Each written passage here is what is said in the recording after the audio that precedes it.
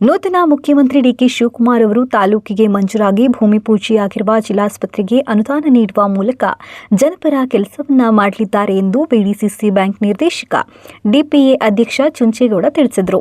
ನೂತನ CM DK Shivakumar ಅವರು ದೊಡ್ಡಬಳ್ಳಾಪುರ ತಾಲೂಕಿನ ಜೊತೆ ಅತ್ಯಂತ ಆತ್ಮೀಯ ಒಡನಾಟ ಹೊಂದಿದ್ದಾರೆ. ಹಲವು ಪ್ರಮುಖ ನಾಯಕರೊಂದಿಗೆ ನಿರಂತರ ನಿಕಟ ಸಂಪರ್ಕ ಹೊಂದಿದ್ದಾರೆ. ಕನಕಪುರ ಕ್ಷೇತ್ರದಷ್ಟೇ ದೊಡ್ಡಬಳ್ಳಾಪುರ ಕ್ಷೇತ್ರಕ್ಕೂ ಆದ್ಯತೆ ನೀಡಲಿದ್ದಾರೆ. ನೆನೆಗುದಿಗೆ ಬಿದ್ದಿರುವ ಜಿಲ್ಲಾಸ್ಪತ್ರೆ ಯೋಜನೆಗೆ ಅನುದಾನವನ್ನು ಬಿಡುಗಡೆ ಮಾಡುವಂತೆ ಮಾಜಿ ಶಾಸಕರ ವೆಂಕಟರಮಣಯ್ಯ ನೇತೃತ್ವದಲ್ಲಿ ತಾಲೂಕಿನ ಮುಖಂಡರು ಮನವಿ ಮಾಡುವುದರ ಮೂಲಕ ಜಿಲ್ಲಾಸ್ಪತ್ರೆಗೆ ಕಾಮಗಾರಿಗೆ ಚಾಲನೆ ನೀಡಲು ಶ್ರಮವಹಿಸುತ್ತೇವೆ. ತಾಲೂಕಿನಲ್ಲಿ ಪಕ್ಷ ಸಂಘಟನೆಗೆ ಹೆಚ್ಚಿನ ಆದ್ಯತೆ ನೀಡಲಾಗುವುದು. ವಿದ್ಯಾರ್ಥಿ ದೆಸೆಯಿಂದಲೂ ನಾಯಕತ್ವ ಗುಣ ಬೆಳೆಸಿಕೊಂಡಿರುವ ಡಿಕೆ ಶಿವಕುಮಾರ್ ಅವರು ಕಾಂಗ್ರೆಸ್ ಪಕ್ಷದ ಅನೇಕ ಕಠಿಣ ಸಂದರ್ಭದಲ್ಲಿ ನೆರವಾಗಿದ್ದಾರೆ. ಉತ್ತಮ ಸೇವೆಯ ದಾರಿಯಲ್ಲಿ ನಾಡಿನ ಅಭಿವೃದ್ಧಿಗೆ ಶ್ರಮಿಸಲಿ ಎಂದು ಹಾರೈಸಿದರು.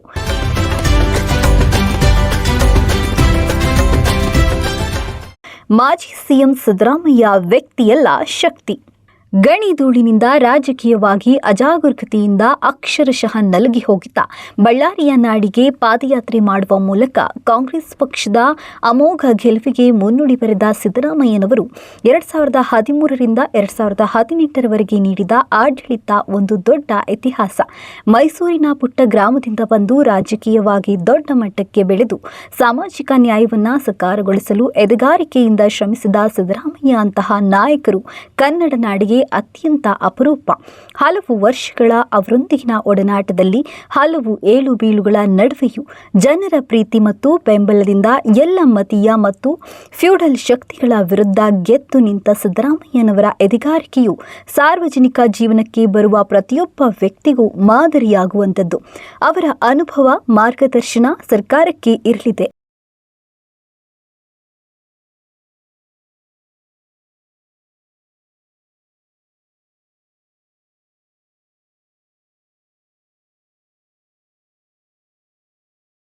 ಏನು ಡಿ ಕೆ ಶಿವಕುಮಾರ್ ಮುಖ್ಯಮಂತ್ರಿಯಾಗಿ ಪ್ರಮಾಣ ವಚನ ಸ್ವೀಕಾರ ಮಾಡ್ತಾ ಇದ್ದಾರೆ, ಅವ್ರಿಗೆ ನಮ್ಮ ತಾಲೂಕಿನ ಜನತೆ ಪರವಾಗಿ, ನಮ್ಮ ಮಾಜಿ ಶಾಸಕ ವೆಂಕಟರಮಣಯ್ಯ ಪರವಾಗಿ, ನಮ್ಮ ಎಲ್ಲ ಲೀಡರ್ಗಳ ಪರವಾಗಿ ತುಂಬ ಹೃದಯದಿಂದ ಧನ್ಯವಾದಗಳನ್ನು ಅರ್ಪಿಸ್ತಿದ್ವಿ. ಏನು ನಮ್ಮ ರಾಜ್ಯದ ಮುಖ್ಯಮಂತ್ರಿಯಾಗಿ ಸಿದ್ದರಾಮಯ್ಯನವರು 8 ವರ್ಷ ಅಧಿಕಾರಾಗಿ 2 ಅವಧಿಗೆ ವಿರೋಧ ಪಕ್ಷದ ನಾಯಕರಾಗಿ ನಮ್ಮ ಕಾಂಗ್ರೆಸ್ ಪಾರ್ಟಿಗೆ ತುಂಬ ಬೆಂಬಲ ಕೊಟ್ಟು ನಮ್ಮ ಕಾಂಗ್ರೆಸ್ಗೆ ಬಲಭುಜವಾಗಿದ್ದರು. ಈಗ ಅವರು ಏನು ಮಾತಿನಂತೆ, ಹೈಕಮಾಂಡ್ ಮಾತಿನಂತೆ ರಾಜೀನಾಮೆ ಕೊಟ್ಟು ಡಿ ಕೆ ಶಿವಕುಮಾರ್ ಅವ್ರನ್ನ CM ಮಾಡ್ತೀನಿ ಅಂತ ಅವರೇ ಹೆಗಲ ಮೇಲೆ ಹೊತ್ಕೊಂಡು ಮಾಡೋಕ್ಕೆ ಮುಂದಾಗಿ ನಿಂತ್ಕೊಳ್ಳೋಕ್ಕೆ ಅವ್ರಿಗೆ ತುಂಬ ಹೃದಯ ಧನ್ಯವಾದ ಅರ್ಪಿಸ್ತದೆ. ಏನು ಹಿಂದುಳಿದ ವರ್ಗದ ನಾಯಕರಾಗಿ ಅವರು ಜನಗಳಿಗೆ ಗ್ಯಾರಂಟಿ ಯೋಜನೆಗಳು ಕೊಟ್ಟು ಬಡವರಿಗೆ ಆಶ್ರಯ ಆಗಿದ್ದರು. ಅದೇ ರೀತಿ ಮುಂದೆ ನಮ್ಮ ಡಿ ಕೆ ಶಿವಕುಮಾರ್ ಅವರು ಮುಖ್ಯಮಂತ್ರಿ ಮಾಡಿ ಅವರೇ ಜವಾಬ್ದಾರಿ ತಗೊಂಡು ಮುಂದೆ ಏನು ರಾಜ್ಯಕ್ಕೆ ಇದೆ ಅವರ ಅನುಯಾಯಿಯಾಗಿ ನಡೆಸ್ಕೊಂಡು ಹೋಗ್ಬೇಕು ಅಂತ ಆಗ ಡಿ ಕೆ ಶಿವಕುಮಾರ್ ಅವ್ರಿಗೆ ಮುಂದಿನ ಮುಖ್ಯಮಂತ್ರಿ ಆಗೋಕ್ಕೆ ನಾವು ಧನ್ಯವಾದ ತುಂಬ ಅಭಿನಂದನೆಗಳು ಹೇಳ್ತಾ ಇದ್ದೀನಿ.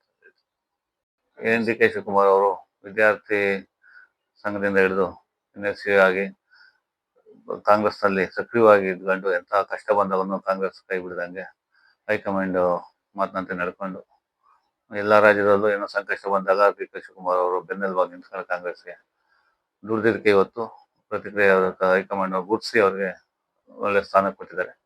ಹೈಕಮಾಂಡ್ ಅವ್ರಿಗೂ ನಾವು ಧನ್ಯವಾದ ಹೇಳ್ತೀವಿ. ಚೆನ್ನಾಗಿ ನಮ್ಮ ರಾಜ್ಯದ ಎಲ್ಲ ಜನಾನ, ಎಲ್ಲ ಜಾತಿ ಜನಾಂಗನ ಒಗ್ಗೂಡಿಸ್ಕೊಂಡು ಇದೇ ರೀತಿ ಮುಂದುವರ್ಸ್ಕೊಂಡು ಹೋಗಲಿ, ಮುಂದೇನು ಕಾಂಗ್ರೆಸ್ ಅಧಿಕಾರಕ್ಕೆ ಬರೋಕ್ಕೆ ಶ್ರಮ ಬೀಳಲಿ ಅಂತ ಹೇಳ್ಬಿಟ್ಟು ನಾವೆಲ್ಲ ಅವ್ರ ಜೊತೆಗೆ ಇದ್ಕೊಂಡು ಕೈ ಜೋಡಿಸ್ತೀವಿ ಅಂತ ಹೇಳ್ತಾ ಇರ್ತೀವಿ. ಮೇಲೆ ಇದ್ದಾಗ ಹಿಂದೆ 2013ರಿಂದ 2018 ಸರ್ಕಾರ ಇದ್ದಾಗ ವೆಂಕಟರಮಣಯ್ಯನವರು ಜಿಲ್ಲಾಸ್ಪತ್ರೆ ತರಬೇಕು ಅಂತ ಓಡಾಡಿ ಜಾಗ ಎಲ್ಲ ಗುರುತಿಸಿ ಮಂಜೂರಿ ಮಾಡಿಸಿದ್ರು. ಅದೇ ರೀತಿ ಹಿಂದೆ ಸರ್ಕಾರ ಬದಲಾವಣೆಗಳಾದಾಗ ಅನುದಾನ ಕೊಡದಿರ ಜಿಲ್ಲಾಸ್ಪತ್ರೆ ಪೆಂಡಿಂಗ್ ಇತ್ತು. ಈಗ ಹಿಂದೆ ಸಿದ್ದರಾಮಯ್ಯನವರು ಮಾತಾಡಿದ್ರು, ಕೊಡ್ತೀವಿ ಅಂತ ಒಪ್ಕೊಂಡಿದ್ರು. ದಿನೇಶ್ ಗುಂಡೂರಾವ್ ಒಪ್ಕೊಂಡು ಪೂಜೆ ಮಾಡೋಣ ಅಂತ ಹೇಳಿದ್ರು. ಈಗ ಡಿ ಕೆ ಶಿವಕುಮಾರ್ ಆಗಿನ ಅವ್ರಿಗೆ ನಮ್ಮ ತಾಲೂಕಿನ ತುಂಬ ಒಡನಾಟ ಇದೆ. ಹಾಗಾಗಿ ಮುಂದಿನ ದಿನಗಳಲ್ಲಿ ಅವ್ರ ಹತ್ರ ಹೋಗಿ ಈ ತಾಲೂಕಿಗೆ ಒಂದು ಗುರುತಿರವಾದ ಯಾವುದಾದ್ರು ಒಂದು ಅವ್ರ ಹೆಸರಿರುವಂಥದ್ದು ಒಂದು ಜಿಲ್ಲಾಸ್ಪತ್ರೆ ಇರ್ಬೋದು, ಮುಂದಿನ ಏನೋ ಒಳ್ಳೆಯದಾಗಬೇಕು, AC ಆಫೀಸ್ ಆಗಬೇಕು, ಒಳ್ಳೊಳ್ಳೆ ಈಗ KD ಬೇಲ ಬಂದಿರೋದ್ರಿಂದ ಒಳ್ಳೊಳ್ಳೆ ಗುರುತುಗಳಿರುವಂಥ ಯಾವುದಾದ್ರು ಒಂದು ಕಾರ್ಯಕ್ರಮ ಮಾಡಿಸೋಕ್ಕೆ ನಾವೆಲ್ಲ ಪ್ರಯತ್ನ ಬೀಳ್ತೀವಿ.